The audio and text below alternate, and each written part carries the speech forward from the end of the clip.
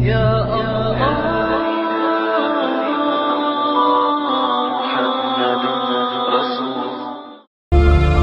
hayotdagi ziddiyatlarning tugullarini yeshalaydigan, savollarga javob beroladigan, mazlumga kuch, zulmga xotima, kelgusiga umid, ozg'unga hidoyat, hayotga ma'no bag'ishlaydigan dinimizning ahkomlariga qaytadan nazar tashlaymiz.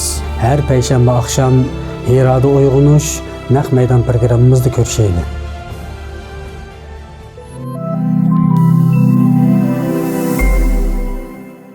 Bismillahirrahmanirrahim. Elhamdülillahi Rabbil alamin vel aqibatu lil muttaqin. Esselatu vesselamu ala rasulina Muhammedin ve alihi ve ashabihi aleyhim ecmaîn. Amma ba'd. Aziz muhterem qarindoshlar, Hiroda uyg'onish munozara suhbatining ikkinchi qismiga xush keldinglar. O'tgan qitimliq suhbatimizdan keyin bir qism inkaslar, fikrlar, takliflar o'tirg'i tushgan bo'ldi. Biz yana bu fikrlarning kelganligidan intayin xursand bo'lgan shaklda masalalarni to'liq va to'g'ri hal qilish uchun ekranimizda hurmatli ustoz Kerem Zohir efendi bilan birlikda programmamizni davomlashtiramiz aziz qarindoshlar. O'tgan qitimliq suhbatimizda biz bir qancha muhim masalalarni Kerem Zohir efendim bilan so'zlashib o'tgan edik. Buningki qisqacha ochiqlamalarni va yoki jamoatdan kelgan bir qism savol va takliflarni o'zat, ya'ni dastlabki kirish qilgandan keyin biz suhbatimizningki, munoziramizningki davomini davomlashtiramiz. Assalomu alaykum. Hurmatli Kerem Zohir efendi, ekranimizga xush keldingiz. Aleyküm assalam ve rahmetullah. Hoş bulduk. Aradan bir hafta vaqt o'tdi. Yana davomliq da'vat, vaz, munozara tafakkurimizni davomlashtirishga majburmiz.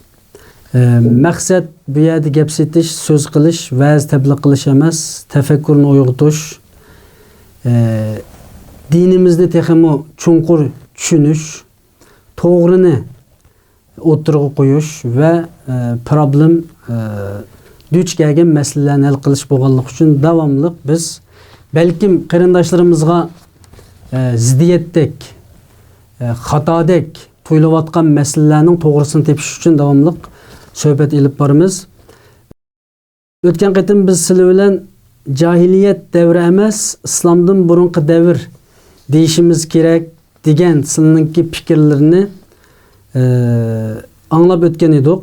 Albatta men bir riyosatchi bo'lish sifatim bilan davomliq munoziraga kirib, yo'q unda emas, mandaq, ma to'g'ri, ma xato degan so'zlarni nayt ko'p qilmayman, chunki oldimizgi kunlarda inshaalloh bir haftadan beri ham saqlayotimiz ulamo qarindoshlarimizninki bizga fikr taklif berishini va ikronimizga kelishini inshaalloh oldimizgi zamonlarda ulamo qarindoshlarimiz kelib buni yana davomliq to'g'risini o'tirg'a qo'yish uchun sizlar bilan birlikda o'zaro paranglashsizlar.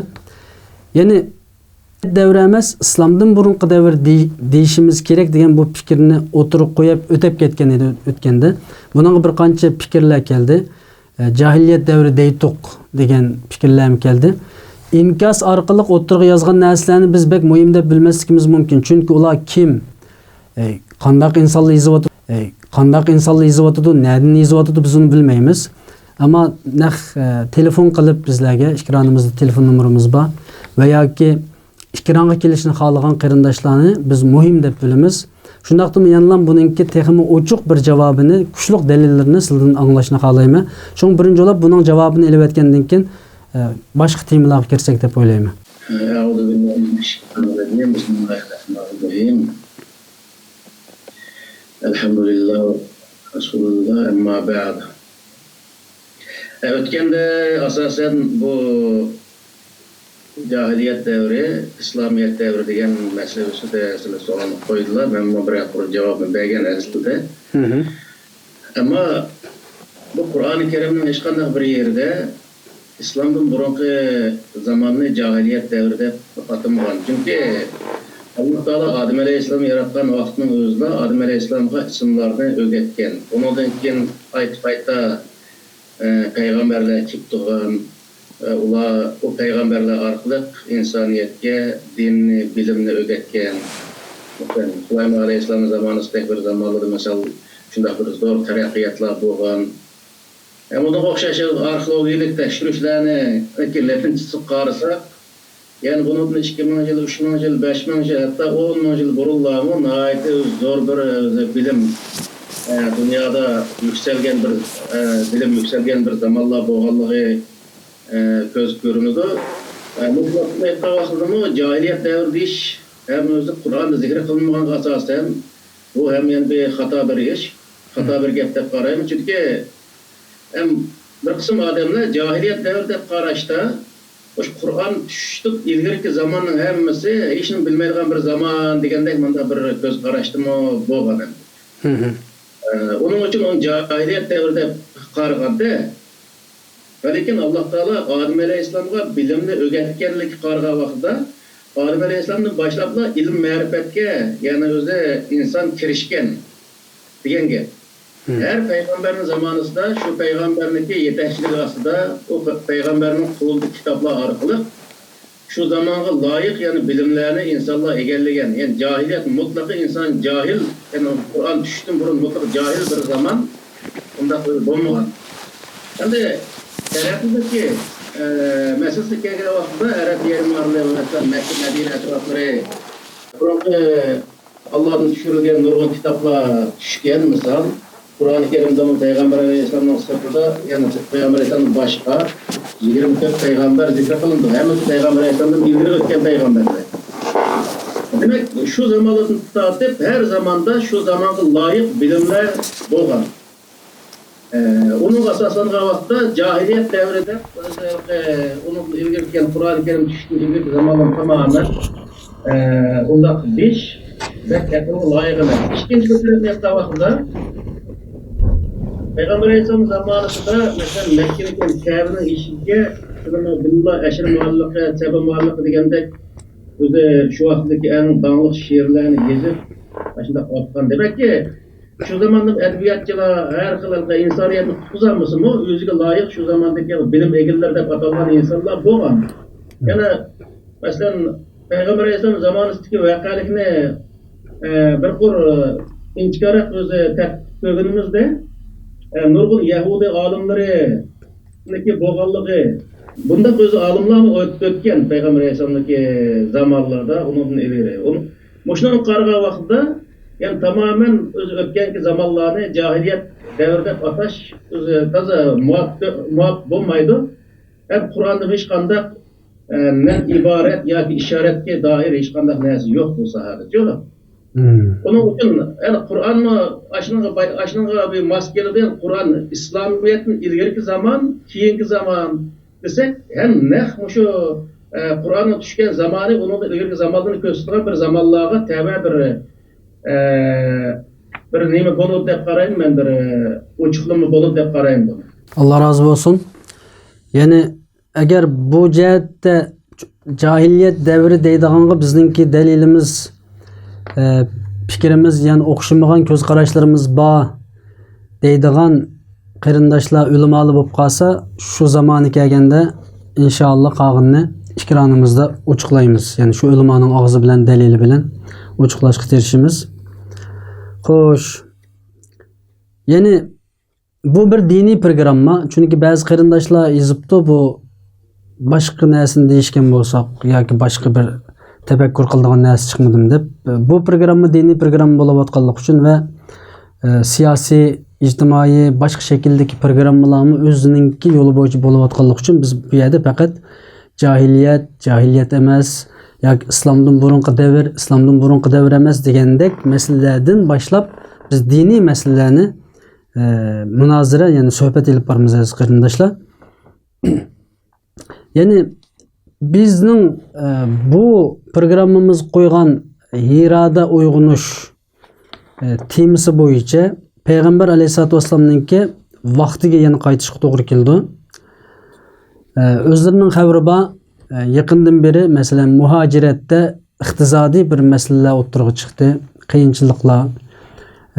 İstanbul'da adam ishlayman desa Uyg'urlar ishlamaydi ekan, ish topilmaydi ekan yoki ma'lum ishqa Uyg'urlarni qarindoshlarni chaqagan vaqtida u yerga kelmagan ishlamaydi ekan degandek har xil gaplar Elbette biz dinimizge bağlaydigan bolsak bu meseleni, Peygamber Aleyhissalatu vesselam'ның peygamberlikten düşüştün burun vahiy cahil yani İslam'dan burunqı zaman deyli sizning sözler boyunca bu vaqtda nima ish qilgan payg'ambarimiz qandaq bir kasblarni qilgan, kasb qilganmi yoki ishlamay yetib olganmi yoki bir narsaga yo'linib turib olganmi, jismoniy jihatdan qanday kasblarni qilgan, nima amallarni qilgan, mishani biroz ochiqlaylik.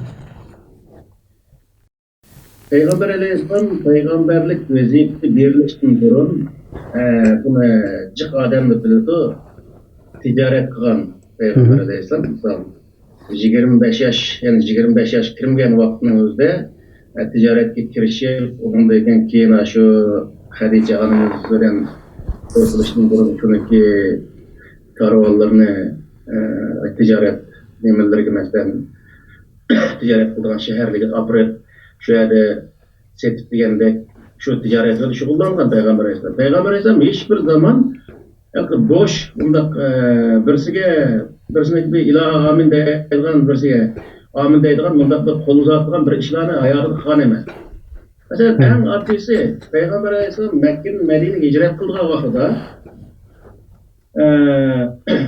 her günse düştün ki ya keşerek vakitte Ebu Bekir'in uyup kirdikken şu adam değiştiğin gapini değiştirip olup kaydıkken bir günse düşüren Peygamber Aleyhisselam Ebu Bekir'in uyup kirdi. Kirgen vakitte ne bolgan dese Allah Taala bizni hicret kılışımızga izni verdi degendeyken Ebu Bekir de hoş oldu. Hatta şu Ebu Bekir şunu es kılıp iki tal tögünün özüne bek tuğanken bu işkimiz bir tal minut mamamızda. Şöyle derhal Peygamber Aleyhisselam şu tögünün kastını halısan başının özüne ağayn degen vakitte bir tögüne ne buldu bunun pulu kança degen vakitte Ebu Bekir ya Resulullah bu kanday gap Peygamber Aleyhisselam'ı sorgandayken Peygamber Aleyhisselam benimki bir adamdaki bir nesinin özüne hiç nesi vermeyin bekâgıla evağalığını anladın mı? Gögenmeden sayarım. Hep Ebu Bekir karşında da ediyor. Peygamber Aleyhisselam hatta şunçilik özüge samimi bolgan bana Allah Teala peygamberlik vazifesine verdi degen kim başlap öze Peygamber Aleyhisselam'ın peygamberlik işerligen şunda öze dostunu ki bergen öze nesini mi? Hatta ki bekarı amin depli ağan emas Peygamber Aleyhisselam. O peygamberinin hemmisi adette mesela Davud Aleyhisselam, Süleyman Aleyhisselam deyimiz, aşılarının hemmisi öz zamanında bir kesip egisi boğan, tümürtülük kesmesen nemini İsa Aleyhisselam'ı yavaş dike mesela şu vakitte. Peygamber Aleyhisselam ticaret kılıdı ki demek ki bu işlerin hemmisi demediyse peygamber boğan adamlar hiçbir zaman özellikle hahniki nesini bekar yemegen diyen gibi. Bekar yiyiş o peygamberlik nemisi gibi doğru gelmeydi. Peygamberimiz hediye alattı, sediqi ammaydı, sediqini red kılattı degen tarihi Peygamberimizden yaşaş ahlaklardan birisi. Hoş. Şunda olganda bu muhacirla hicret kılıp Şarkı Türkistan'ı kutkuzumuz, u yerdeki halkımızın kutkuzumuz degenler Resulullah'ın sünneti boyunca bekar yatmay işleş gerekti degen cevap çıkıyordu. Her zaman bir tirmişiş. Elbette. Hem de bu İstanbul'u memnun cihbarımı açıyor İstanbul'u berip gayri burvalığa o çıkan pulunun özünü berimi degen adam öz gözüyle körüp şu gayrip mi gayrip emes mi andekin bäs doğru oldu. Bu meseleni men birazdan keyin şu cemiyetdeki ma'lum bir ishni o'tirg'a tashlab buni hal qilishga tirishimiz deb nim qildik. Buni qarindoshlar xato tushunib qolmasin.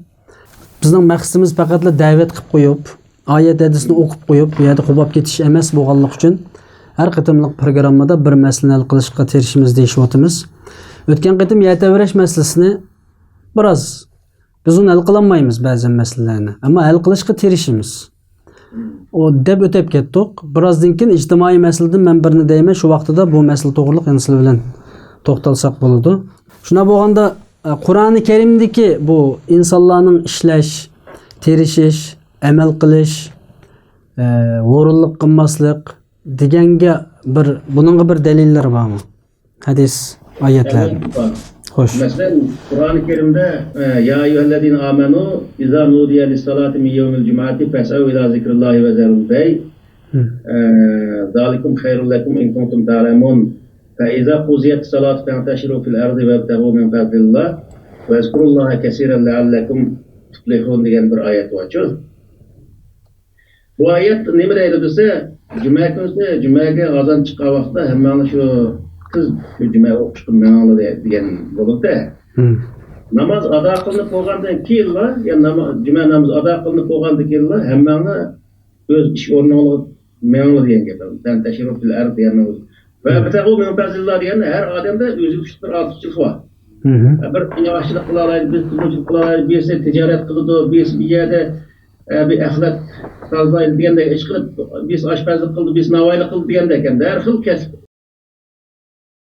har xil ishni qila oladi insonlar.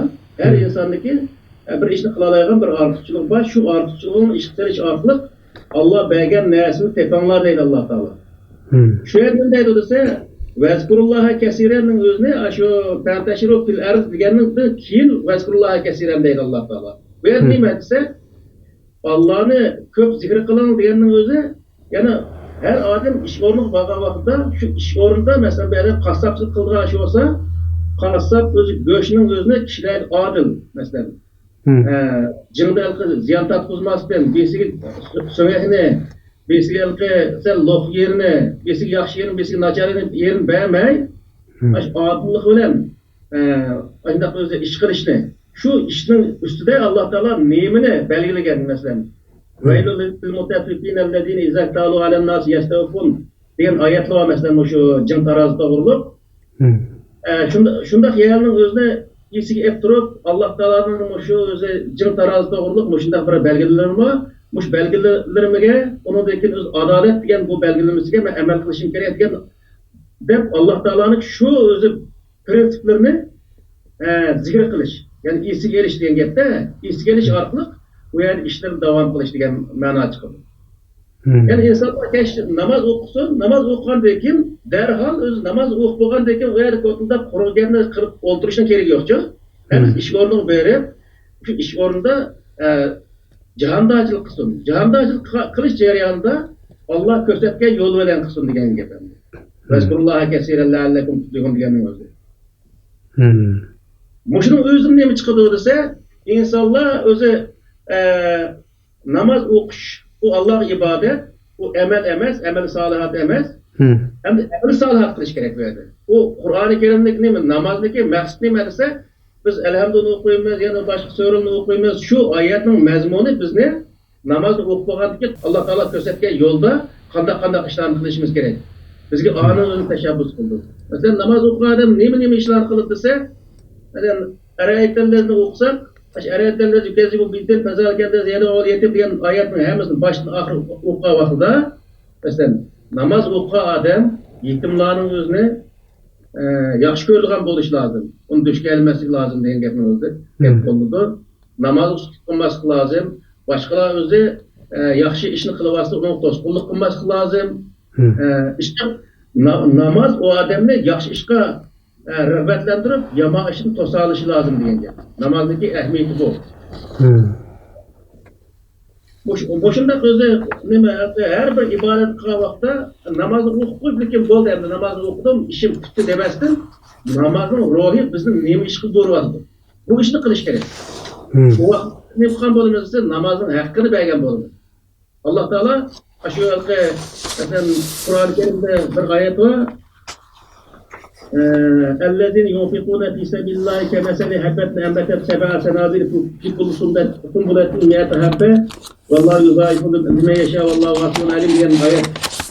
Bu ayetin mezmunu ne diye vaktimizde mezmunu bir işini kısak o bir işinin özü birden 700 güç sevap kazandırdı. Namaz okuyan vakti o bir tane ibadet Allah Teala 700 sevap vermeydi ameliyatta. Ve lekin her bir farizga bir savab berilgan gap. Bu namozning ichida qancha fariz bor degan vaqt namozning ichida 6 sirtida 6 fariz bor, shularmi yoki? Xo'sh. Her bir farizga Alloh taolo savab berilgan gap bir taldan, andiki namozning talablari bor u yerda. yaxshi ishni to'sadigan, yomon ishni yaxshi ishga rag'batlantiradigan, yomon ishni to'sadigan, undan boshqa yetimlarga yaxshi qarashga targ'ib qiladigan, namozga qilmaslikqa, Alloh yo'lida o'zi manganlarning yo'liga to'sqinlik qilmaslikqa degandek namozning talablari biz sanab ko'rsak Qur'oni Karimdagi oyat bo'yicha unda bir qancha farzni ado qilgan narsa bor. Namoz o'qish jarayonida va namozning talablarini ado qilish jarayonlarida. Buning uchun har bir o'z talabga, har bir Alloh taolo buyurgan farz buyruqning o'ziga va birdan savob bo'lgan vaqtda bir qancha savob ya'ni bir ibodat bo'lishlik bir qancha savob bo'lganligi o'shanda kelib chiqadi misol.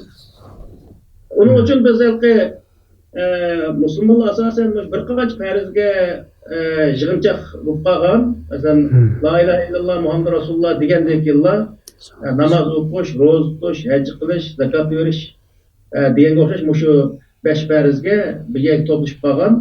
5 farzniki har birisiniki talablarini ado qilmaslik musulmonlarga aytib kerak. Masalan namoz o'qib chiqqandan keyin kishilarni aldamaslik kerak. Namoz uni bizga targ'ib qiladi. Yolg'on gap qilmaslik lozim, birisiga azo qilmaslik lozim.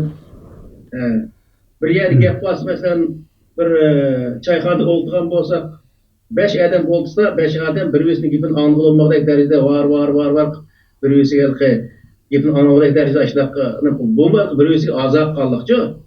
Amaliyat birisi yana bizniki boshqa bir odamniki bizga ehtiyoji yo'q o'dagi gapiniki biz o'zaro mana ikki odam bir o'zaro gaplashimiz, yana biz ikkisi bir o'zaro gaplashishimiz, birisi anglamag'ida yana gap qilsa bo'ldi misol. Buni o'zi Alloh taolo Qur'oni Karimda suk nima deydi desa, inna ankaral aswat la sawtul hamir deydi sura Luqmonda. Ovozning eng o'zi zerikarligi, nachir. Ovoz deydi. Demek nima desa, eshakning ovozida var o'zi vaqirab, qanday quloqlarni og'ritib, boshqa odamning gapini gap qilmay, bunday gap qilish bu namoz o'qishdagi axloqqa tushmaydigan gap. Buning uchun Payg'ambar alayhisalom shu Makkadagi jilg'iga 3 yil qamalgan vaqtida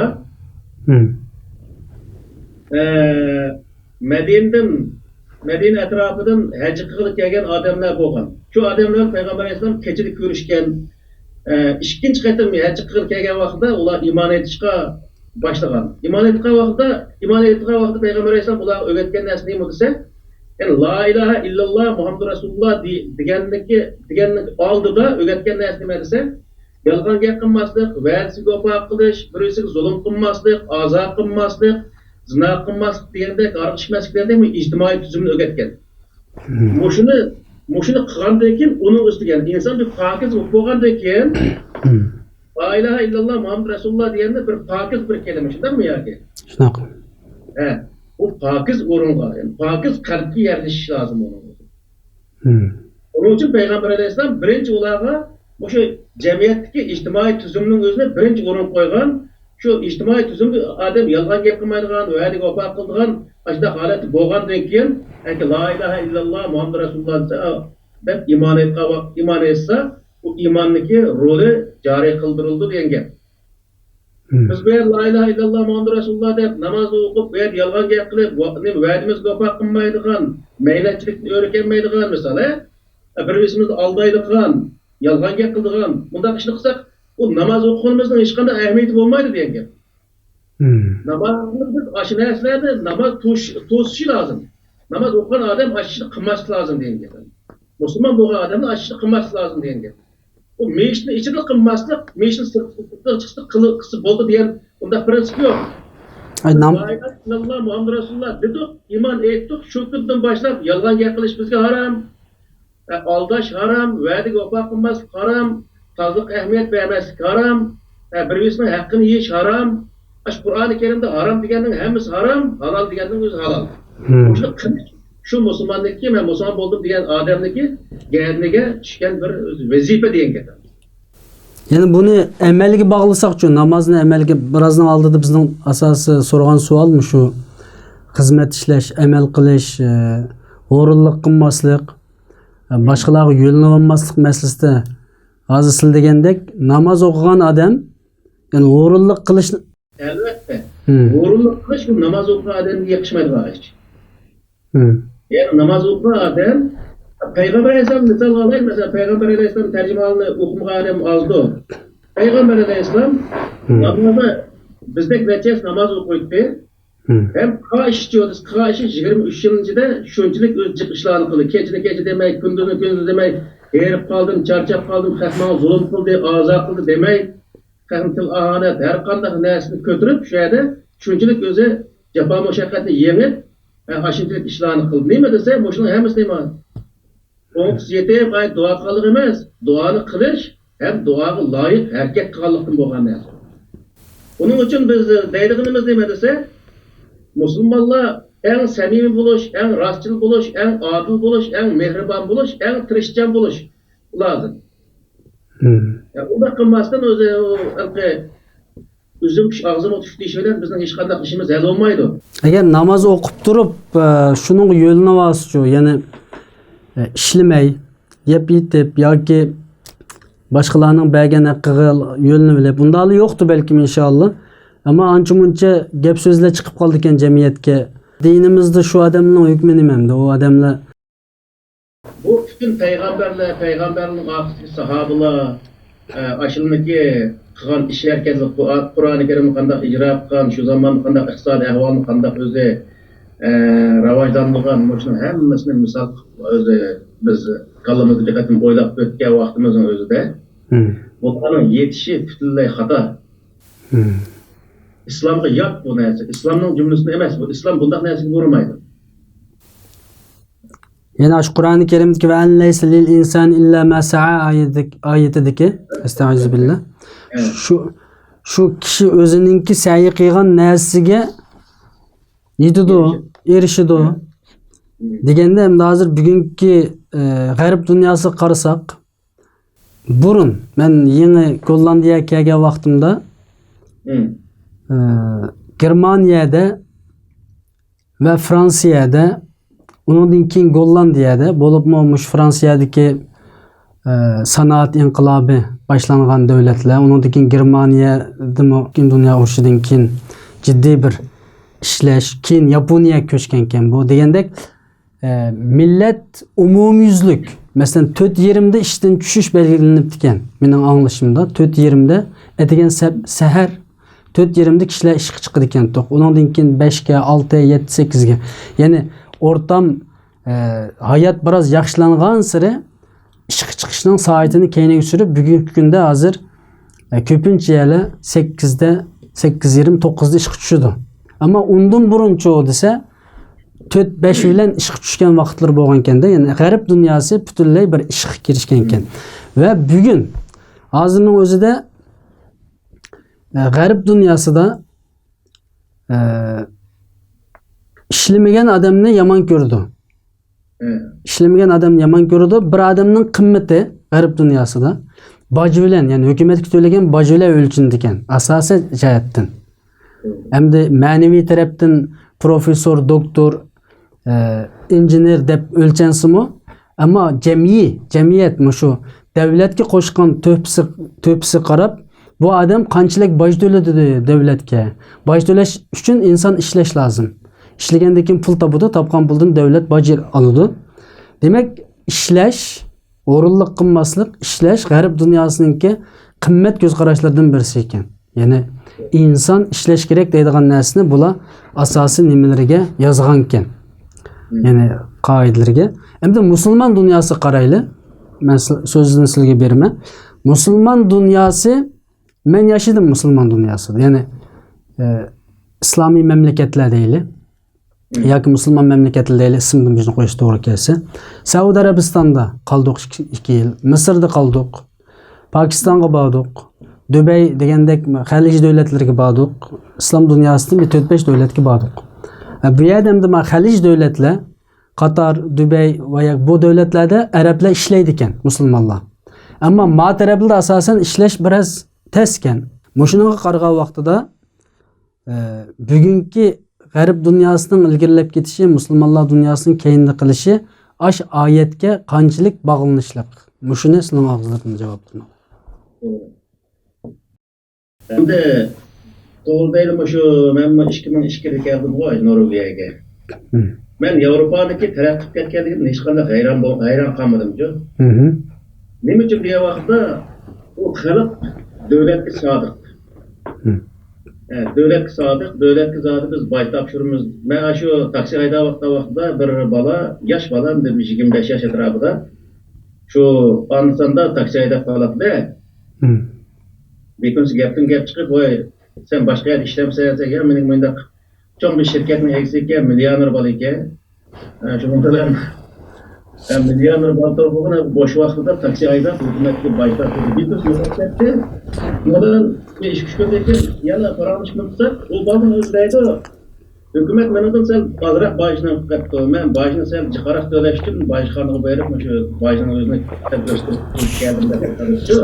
Eğer her bir o'zi bir davlatga men Sharq Turkistonlik deydigan bir odam, Sharq Turkistonlik degan gapiga asosan eyiga $1 shu vatan davosi uchun qo'shilgan bo'lsa, ma davo boshqacha davo bo'ldi misol. O devlet mesela bekarlı koltuğun gitip kalan devlet demez. O bizim vatanımız bekar koltuğun gitip kalan vatan demez. Biz o vatanını çok koltuğu anmayan insanlarız. Koltuğu eriştim tuluk bir yeterli alet köreş kılmayan insanlarız. Aldığımızda köreş kılış için çıkan adamını acap toktatmayan adamlar. Onun yardım beğenmeyen, gacımı sakma, bazen gacımgan adamlar yardım beğenmeyen mesela. O adam havaya kılamda o işin özüne. Endi yani Peygamberimizning davriga qaytib borsak, Payg'ambar alayhissalom islomdan burun tijorat qilganligi, shu jamiyatda tirishib Muhammad Amin atalganligi ma'naviy tarafdan u jihatdan ayt qisqa to'xtalgan bo'ldik, ammo Peygamberimiz nima uchun Iroqqa chiqdi? Şu zamanda taraf yerim arasında bir bozuluş payda olup, mesela şu hüküm varlıgan zanı özüm o tarafından götürülen alet var. Belki şu vaktaki şu örf adet mesleği açıdan boğandaki onu morgulları kızdırını kümüp işler boğan. Şunun hem de şu dinliki şu vakti tutup dini itikadındaki hatalığını his kılıp nurgun adamlar Peygamber Aleyhisselam zamanında mesela Osman ibn Affan diyen bir sahabe var. Şunun okşaşağı Salman Farisi diyen adam var. Başka adamın hemsinin din izlep çıkan adamlar şu vakti. Peygamber Aleyhisselam'a doğru bir mersim tepşi lazım dep Irak'a fikir edip aşağıdan şuna vaktimi Allah Teala birinci vehiyini öldürürse La ilahe illallah diyenler özür sonuç için yani bu kuşun özüne Peygamber Aleyhisselam'a buyurun. Yani insan bu kuş arkalı, bu biliş arkalı ne yapmak gerek, iman etmek gerek yani ben açıkladım. Ben Bismillahirrahmanirrahim halaklar insan min alak diyen aşkı 5 ayet var aşağıda. O ayetler hem müslimette 6 kısmı. Bismillahirrahmanirrahim halak diyenin özü bu halde tevhid kısmının özüne bu kuşta Allah Teala'nın tonuş kısmını bayan kısa, ahırda ellemel insanı malem yer, ellemel bil kalem, ellemel insan malem yerlem diyen aşağıyatın hem müslüman ise ilim belgime dair bundak bir meselelerini oturuğa çıkarır diyen. İnsan bir tarafta özü Kur'an-ı Kerim'de yani tevhidini, yani öz itikadını okukan olsa, ikinci bir taraftan itikadının özüne maddi ispatlayılan ne dese ilimde. Demek ki ne vakti Kur'an-ı Kerim bütün ilimnin özüge şu bir tal şu 5 ayet öyle bütün ilimni okuşka buyurur diyen. O yani fizika, matematik, kimya, astronomiya diyen özü onda ayrımcılık bir nersi yok. Dini bilim, fenli bilim diyen bir nersim yok. Bütün bilimin hemsini meclise şu Kur'an buyurgan bilimle aşı diyen. Onun için Allah Teala فَلْيَنْظُرُ الْاِنْسَانُ مِمَّا خُلِقْ misal. Sör Tabareh'in özümü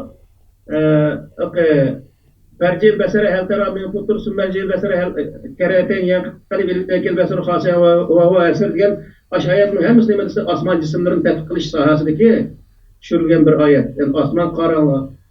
Yani her zamanda şu zaman layık halette asman cisimlerin tetkik kılış Allah Teala'nın şu asmandaki nesnelerini qarab, bu nesnelerini şundaq o'zi qudratli yaratgan bir Allah var deb moddiy isbot bilan bunda Xudoni tonish.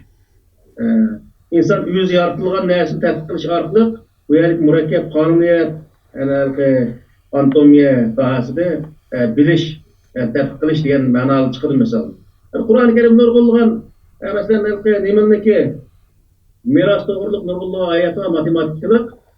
Demek boşuna matematik deyimiz, fizik deyimiz, astronomiya deyimiz, aşına dair nurgulluğun ayetler var. Ayetteki şu ahırkı neticesinde koyukluk, oturdaki tefsilatını insanlar yüz tabıdığın neyse oğanlığı için.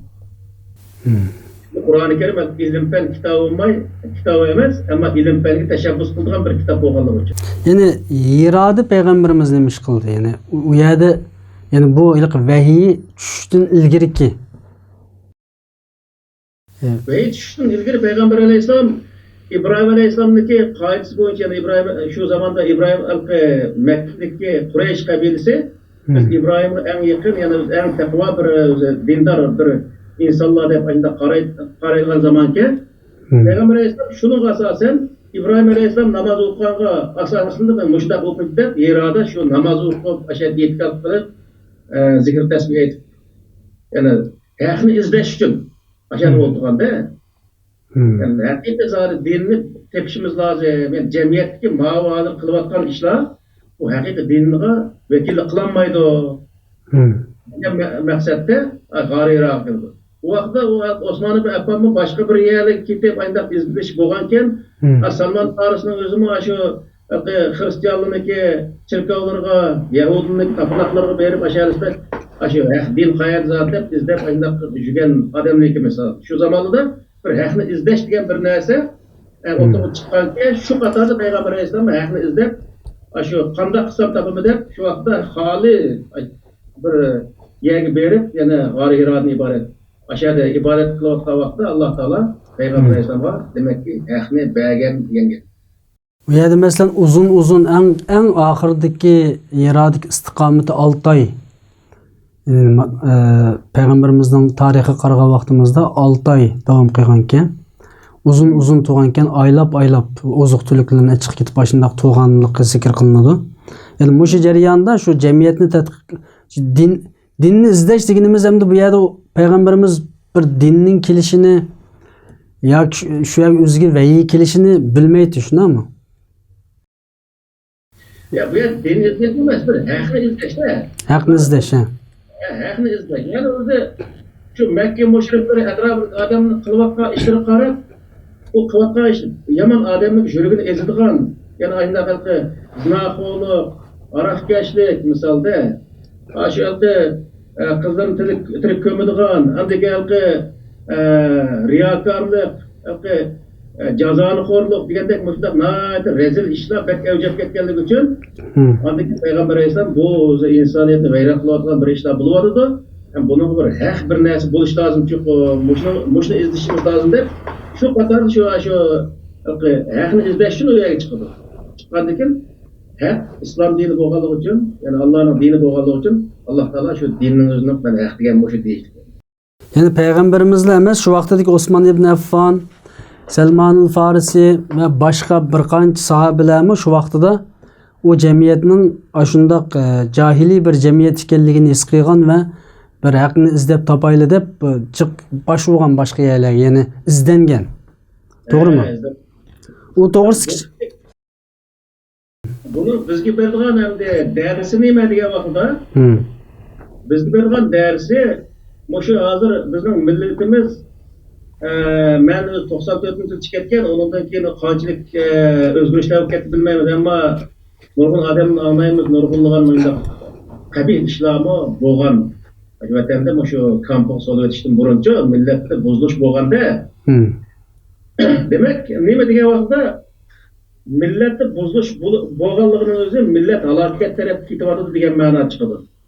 Millat ichida vijdoni va bir afkori payqaydigan insonlar o'tirib chiqib haqni izlash uning vazifasi bo'lgan gap. Payg'ambar alayhissalom va uning boshqa odamlarniki izlaganligining o'zimi bizga bir dars.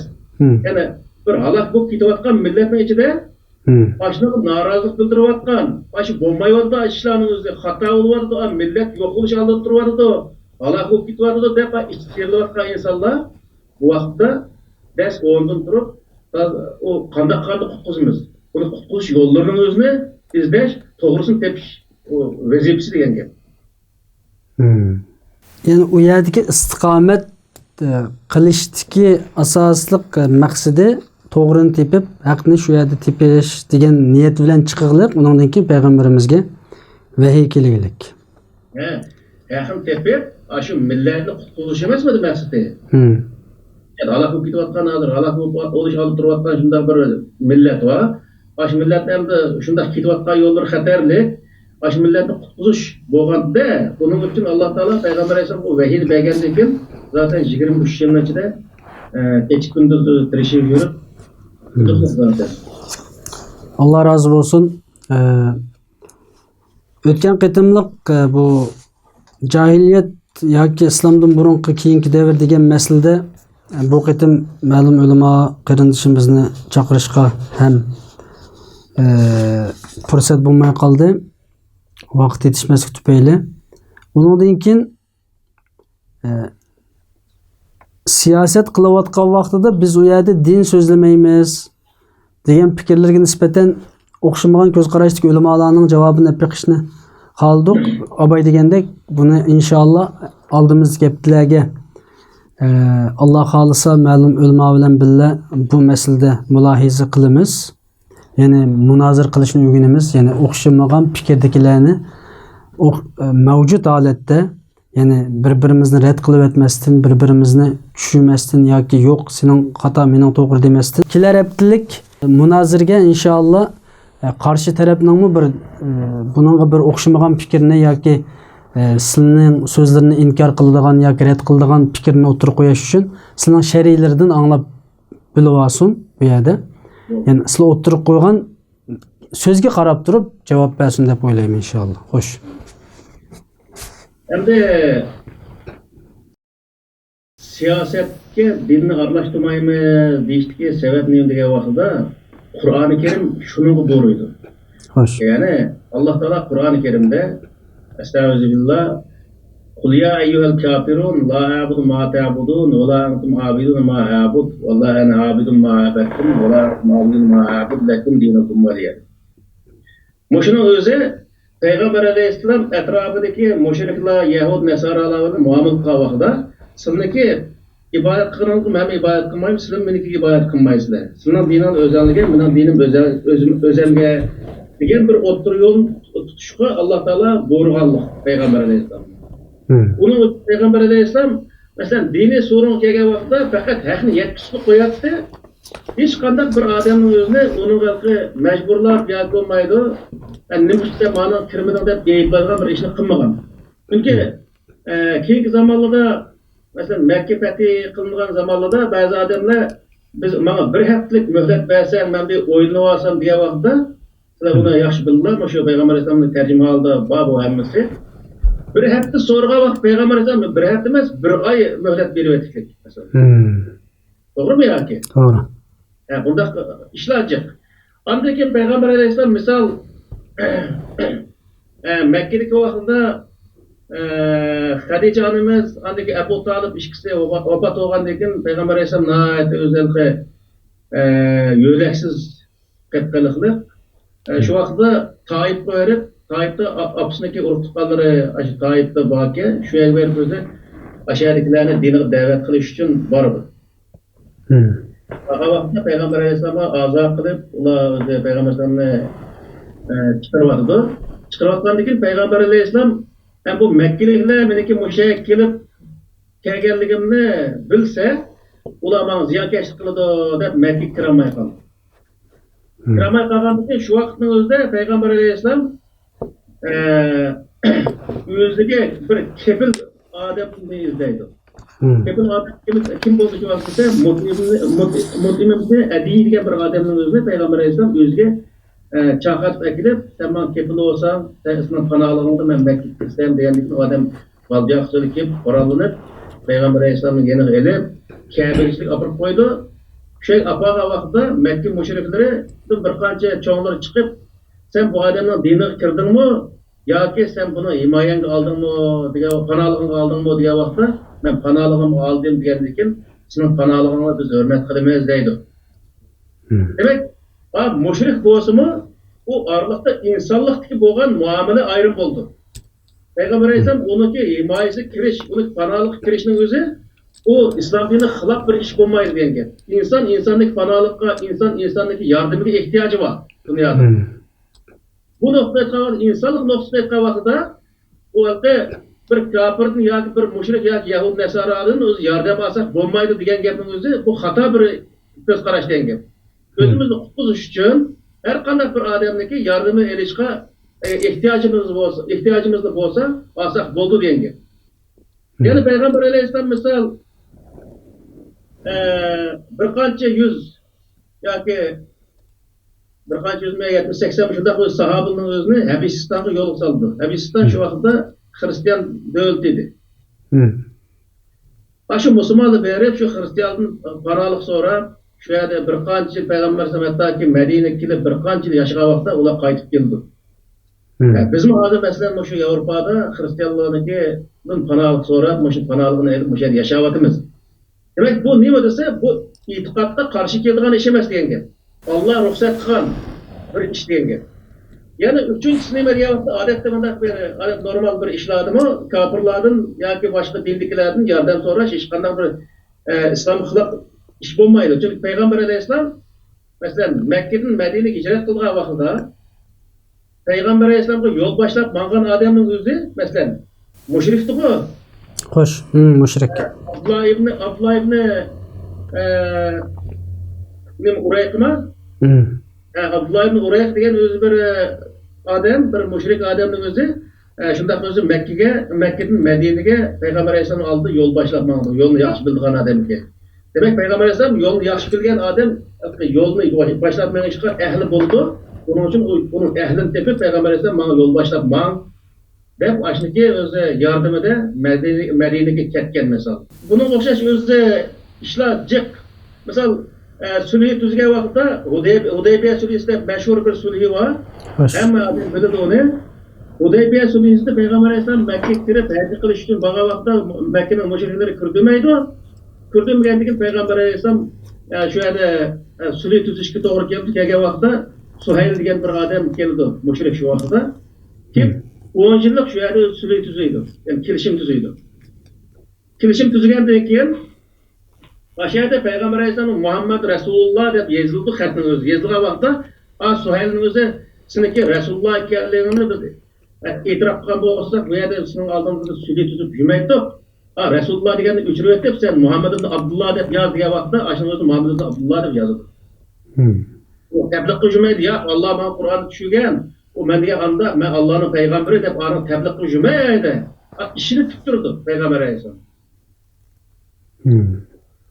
Demek bu yerda nima degan vaqtda biz bizga borgan vaqtda bu yerda nima ishni qilib bordik. Bunu bilishimiz lazım. Bu yerda qilmoqchi bo'lgan ishimizni biz tuturib kelishimiz lazım. O başka ish o ishga başka narsani aralashtirmasligimiz lazım. Eğer aralashtirsak işimiz buzildi. Eğer o'zi aralashtirsak texnik yaxshi kutib ketgan ish bo'lsa, o vaqtda aralashtiramiz uni. Onun için nima desa siyasetga dinni Peygamber Aleyhisselam Allah Teala tavsiye qilgan ish bo'lganligi uchun Peygamber Aleyhisselam siyasetga dinni aralashtirgan. Bu dinni aralashtirmaslik dinni İslamning talebi degan gap. Yani lakum dinukum valiyedin bo'yicha biz muomala qilish boshqa odamlarga bu islom bizga qo'ygan talab degan gap. Aslida o'tgan dedilar ummatchilik dedilar. Ummatchilik degan shunday yaxshi ish.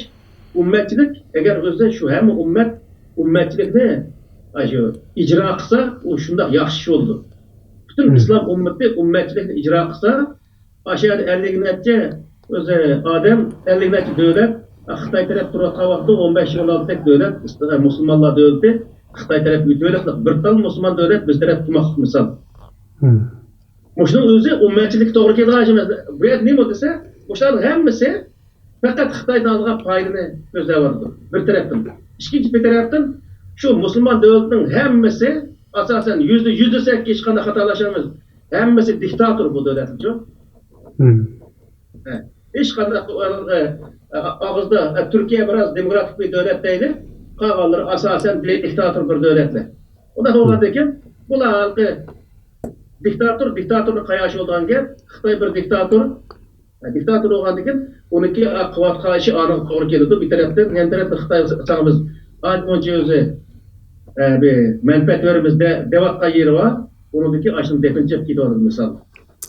Sizninki masalan abayqi siyaset qilayotganda dinni aralashtirmaymiz degan nisbatan o'ttirib qo'ygan shariylari mishagicha bo'z to'liq bo'ladimi? Chunki kelar qismda yana balki to'liq bo'ldi. Balki Qur'oni Karimdan bu to'g'riliq nurg'ulgan yerda oyatlari bor. Masalan, la ikraha fid-din qad tabayyana rushdu minal g'ay degan oyatning o'zidami biz faqatla jamiyatga haqiqatni oshkor qilsak, Qur'oni Karimdan iborat o bir haqning o'zini tunutsak bo'ldi. Ammo millatni majburlab dinni ko'rdirish islom dinini to'sgan bir ish. Onun uchun har qanday boshqalarni hurmat qila oladigan, boshqalarniki hurmatini ham o'z qabul qila oladigan bunday bir holat shakllanishi lozim bizda. Payg'ambar alayhisolamga misol yana bir misolni aytay. Medine kelgan vaqtda Payg'ambar alayhisalom keyingi zamonlarda shu atrofidagi jiroq qabilalardan odamlar kelib, ba'zi vaqtda qabila boshliqlari, ba'zi vaqtda shu qabiladan o'maklar kelib Payg'ambar alayhisalomniki ziyorat qilib ketgan ishlar bo'lgan. Qabila boshlig'i kelgan vaqtda Payg'ambar alayhisalom hatto shu qabila boshlig'iga o'zining chapini mana oldi deb o'zi chapini seppagan degan rivoyatlar bor. Xo'sh. Ba'zi o'zi qabilalardan o'zi bir o'maklar kelgan vaqtda ularga qabila boshlig'i bo'lmaganligini aytdi. O qabila boshlig'i falondek o'z aqlli odam bu haqni tunmay qolmaydi deb g'oyibona bo'lsin odamlarni yetib borgan bo'lg'achqa ani yo'q yerda maqtab qo'yish orqali orliqdagi bir qism o'zi muzlarni eritish uchun andaq o'zi siyosatni ishlatgan. Va ba'zi bir o'maklarga siz nereden siz Yunus ibn Mattaning yutudimmi, u mening do'stim deyish orqali bir yaqinchilik izhor qilgan misolda. Kelgan odamning hammasi nima desa musulmon emasdi, mushrikdi yoki boshqa dindikilardi. Shularning o'zini islom diniga yaqin qilish uchun, islom diniga moyil qilish uchun o'zi Payg'ambar alayhisalom shunday siyosatlarni qo'llangan. Ularga Qur'onning o'zini boshdan oxir tabliq qilmasimi? Orliqni bir qadar yaqinlashtirish uchun Muhammadga eski odam emasga u mandaq deyapti, masini maqtayapti, odamning o'zi deb kelgan odam aniga deb bordigan bo'lg'achqa, undaq o'zi muomalani qilib yo'lga solgan misol. Demak, nima degan vaqtda bu yer shunday o'zi jiq siyosatlar bor. Payg'ambar alayhisalom hattoki qo'shnisi Yahudi qo'shnilariga Payg'ambar alayhisalom tomoq sunatdi degan rivoyatlar bor, eslarda bor balkim bu. Shunday aniq hadis bor bu to'g'risida. Demek nima degan vaqtda inson bilan insondek o'tish, insonlar bilan o'zaro o'zini hurmatlashib o'tish, o'zaro yordamlashib o'tish bu o'zi Qur'oni Karim buyurgan bir farz bu. Buni Alloh taolo nima deydi desa, Payg'ambar alayhisalom agar sen qo'pol, bunda o'zi qalbing qattiq bo'lgan bo'lsa, atrofingizda qochib ketgan bo'ladi. Ular sening atrofingga uyushdik sababni sen yaxshi axloqning ustida bo'lganliging uchun da Payg'ambar alayhisalom maqtagan Qur'oni Karimda bunday oyatlar bor. Demak, nima degan vaqtda biz gapimiz jiq, qildigan ishimiz oz, ishni oz qilamiz, zaten qilmaymiz ba'zi vaqtda. Uning uchun bizning ishimiz oldiga bosmaydi, undan keyin boshqalarning ko'ziga davomli sat ko'rinamiz, ishlamaymiz. Lekin ishni yaxshi ko'rgan bunday bir odat paydo bo'lib qoladi. Bundan sonra olmaydı. Müslüman adam işleş, Müslümanlığa asıl gayrimüslimlarga yardım kılış, ularning diniga yaqinlashish, yana o'zi shu odamning vasitasidan bir dinga kirib kelishga vesile bo'lish musulmonning ustidagi vazifa degan. Allah razı olsun. Programmaning suhbatimizning oxirgi minutlariga kelib qoldik. Bir meseleni hal qilish masalasida iqtisodiy masala abay deb o'tib ketdik. Payg'ambar alayhisalom islomdan burun ham ishlagan, tijorat qilgan, terishgan, o'rinliq qilmagan, izdangan, tafakkur qilib, hattoki shu yiroq chiqishdagi maqsadlarimiz shu izdanish, jim turmaslik haqiqatni tepish uchun shu Hira teg'iga chiqqanlar biladi, Jabal Nurga. Shunda egiz bir tog' ham bu. Yosh bolalarni nihoyatda tasdi chiqadigan, shundoq jiroq egiz yerlarga chiqitib bo'lsa-mu, o'sha yerda bir narsalarni izlangan ekan payg'ambarimiz. Ya'ni ishlash masalasida muhojirlarning iqtisodiy masalasini bugungi iqtisodiy qiyinchilik masalasini bugunga qadar aniq bir siyosiy bir diniy fatvo bichilmadi. Bu masalani hal qilishga tirishaylik deb o'ylayman. Ammo vaqtimiz hozir nihoyatda oxiriga keldik. Buningga cho'ngroq bir shaklda, chunki bu cho'ng bir masala bu. Tayyorlik qilish, buni to'g'ri bir shaklda hal qilish, ya'ni muhojirlarning iqtisodiy qiyinchiligiga islom dinimiz, Qur'oni Karim, hadis Rasululloh nima deydi? Qanday hal qiladi? Islom buni qanday hal qiladi? Islom hal qilib bo'lgan aslida zakot orqali. Ammo bugungacha bu hal bo'lmadi. Chunki bir ishimiz xato bo'layotgan bo'lishi mumkin. Ya zakotni xato yerga berayotgan bo'lishimiz mumkin yoki bu jihatda aniq bir fatvo bo'lmagan bo'lishi mumkin. Balkim fatvo degan jiq deyishi mumkin qarindoshlar, ammo realga amaliylashmadi bu masala. Shunga agar sizlar buni qisqa bir shaklda javob berishni xohlasizlar, bu yerda qisqa bir javob olaman, chunki vaqtimiz qislab qoldi. Agar keyingi qaytimda bu masalani texmi cho'ng bir shaklda ulamolar bilan birlikda qo'lga olsak bo'ldi desizlar, bu yerda suhbatni oyoqlashtiraman. Bu javobda bu xo'sh. İşleyalıqda ega adamlı var, er olsun, ayal olsun, işleyme dese işleyalıqda kuchu var. Bunda adamlarga zakat berish yoki o'zi yordam qilish to'g'ri ish emas bu. To'g'ri ish emas. Buni faqatla Qur'oni Karimda faqatla yo'qsiz, andaganaqa ish topolmagan darajadagi odam bo'lsa, ish qilish imkoniyati yo'q, bunday darajadagi odam bo'lsa, unga yordam qilish, yordamni o'zini davomli qilish xato bu ishchi. Davomli yordam qilgandan keyin u odamni shu yordamni o'rganib oladi, uni ishlamaydi. Ununla göre Kur'an-ı Kerim'de Kaza Hasenan degan bir ayet var. Kaza Hasenan degan insanlarga qarz verish orqali o'zi qarzni to'ltish bir tarafdan o'zi uni ishga tutish. Bunday maqsadda qarz verish bu yaxshi ish. Va aqridulloha qardan hasana degan oyat. Yani Allah razılıq üçün aşında o'zi g'ayr musofirlarga qarz verib, qarzni o odamni bir ishga o'rinlashtirib, bir tarafdan qarzni to'ltish, yan tarafdan o'zini baqtirish. Biz atbobimiz shunda bir yaxshi maqol tamsilni qoldirib qo'ydikki, kishi berganga qush to'ymas degancha. O boshqa odam bergan narsa o odam mangu boqolmaydi. O odamni o'zi beqish lozim. Bir mezgil masalan bir oy ishga ya bir ishga qaytimliqqa bir odamni yordam olsa, o odamning yuzi qizirish lozimcha. Masalan, jiq balları var, eri yo'q, to'lg'ut o'rmanda o'zi 4-5 balniki bundaq odamga yordam qilish to'g'ri endi. Chunki u ishlayolmaydi, o'sha balları var, unda Allah bas bo'ladi. Va lekin ishlashda kuchi bor. O'g'rilik ishlamayotgan bundaq odamlarga berish o'zi bir tarafdan jinoyat desak bo'ladi-ku buni. Uni berganda adamga da'vo berish lozim bo'lishini. İlish. O adamning ishlashga loyiq kuchi bor. Anca-munca iqtisodi bor. O'zi ishlamay, og'allarning gunohi qanday bo'ldi? Endi bu odamning o'zi shu Qur'oni Karimda "Ellezina yaknizuna az-zahaba vel-fizzata ve la yunfiqunaha fi sabilillahi fatukwa biha jibahuhum ve junubuhum ve zuhuruhum haza ma kanastum li anfusikum fazuqu ma kuntum taknizun" degan bir oyat var bu yerda. Xo'sh. Altın kumushni yig'ib Allohning yo'lida ishlatmagan odamlar qiyomat kuni nima bo'lsa inson 3 narsa uchun pul yig'ar ekanda, birisi yuz obro'y tepish, ikkinchisi kiyim-kechak kiyish, uchinchisi qo'rqoq yeyish uchun yig'ilgan gap. Bunun uchun Alloh taolo shu pullar qiyomat kuni uniki jibohum, uniki peshonasini yuzda bo'lmaydi, topgan pul bo'lgandan keyin yuzda olinadi degan gap.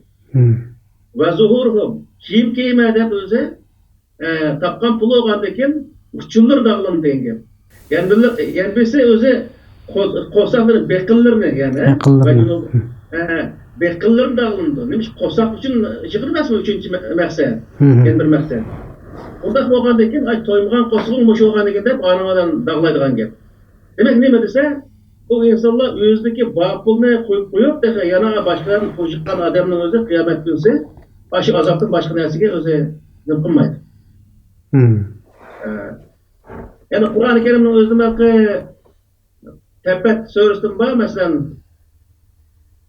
Euzubillahimineşşeytanirracim Tebbet yada Ebi Leheb'in ve tebbe ma agna anhu maluhu ve ma keseb seyasla naran zâte leheb ve emrâtuhu hemmâletel hatab fi cidah ebdun mesed diyenin özü baş Ebu Leheb'niki tapkan tegenleri Ebu Leheb'ni kutkuzamaydıqanlık doğruluk Allah Teala bu yerde bizge bir bayanat berip de kimki Ebu Leheb o'xshash ashundaq narsani yig'ib uni Allohning yo'lida ishlatmay, o'zi to'g'ri o'zi yetishmay qilgan odamni nima qildi desa, qiyomat kunida u narsa odamni hech qanday bir narsani qutqizolmaydi deydi. Buni aytgan vaqtida u dedi haqqi berish ayli qilib qolsin, yonchig'ida bor turiblig'in yana yiqqan odamlarniki endi hali qiyomat kunida nihoyatda eg'ir bo'ldi. O bir taraftan millet xiyonat qilgan odamlar qatori bo'ldi. Chunki millat shu hozirgi eg'ir kunda millatning davosini qilish nihoyat muhim. Shunday bir ahvol ostida da'voga berish, bir tarafdan ashadalqi pul xuturliga, yetim o'g'illiga berish gapida vazifa turiblig'in uni beğenmeganda ekan, uniki jazosi nihoyat qattiq eg'ir bo'ldi. Allah razı olsun, bu iqtisodiy masalani hal qilish va to'g'ri ishlatish, to'g'ri bir tuzilmini barpo qilish uchun inshaalloh buni yana uzun so'zlashimiz. Islomdagi hukmi, kimga berish kerak, nima ehtiyoj qilyotidi, kimga bermaslik kerak, kimlar olmaslik kerak, og'illik qanday ularningki gunohi, berganlarning savobi yoki gunohi degan masalalarda Alloh xolis oldimiz kunlarda davomli bu masalani hal qilishga tirishib boqamiz inshaalloh. Rahmat o'zlariga suhbatimiz qatnashib berganliklari uchun inshaalloh oldimiz zamonlarda yana davomli sohbetimizni devam qilishga tirishimiz. Aziz muhterem qarindoshlar, Yerada uyg'unish munozara suhbatininki ikkinchi qismi bu yerda oyoqlashidi. Yana bir qatimliq suhbatimizga qadar Allohga omonat. Assalomu alaykum aziz bo'linglar.